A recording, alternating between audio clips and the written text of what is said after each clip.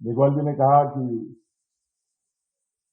योगी जी इस देश के सबसे पावरफुल और कर्मठ मुख्यमंत्री है।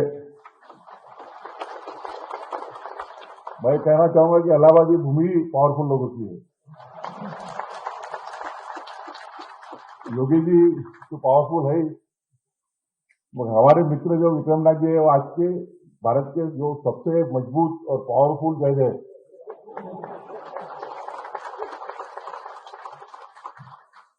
कुछ बातें आज कहना नहीं चाहूंगा, 24 नवंबर के बाद बोलूंगा।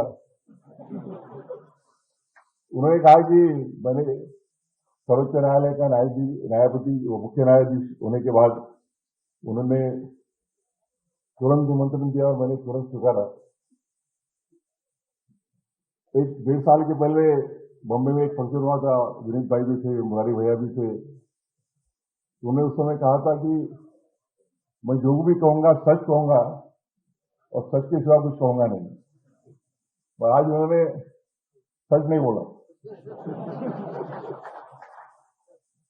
मैं चीफ जस्टिस ऑफ इंडिया होने के पहले ही उन्होंने बोला था कि आप 14 तारीख को शपथ लेंगे, उसके बाद में पहला ऑफिशियल प्रोग्राम आपको प्रयागराज में मेरे हाईकोर्ट की जो बिल्डिंग नहीं बन रही उसके उद्घाटन के लिए आना पड़ेगा।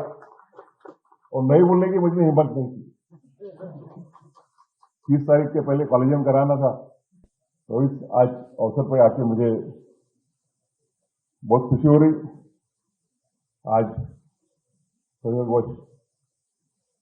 अहिल्याबाई होलकर जिन्होंने कि the constitution is too much federal, कुछ लोग बोलते थे the constitution is too much unitary. तो वहां साहब ने जवाब दिया था कि the constitution is neither wholly federal neither wholly unitary, but one thing I can tell you that we are given a constitution which will keep India united and strong both in times of peace and war.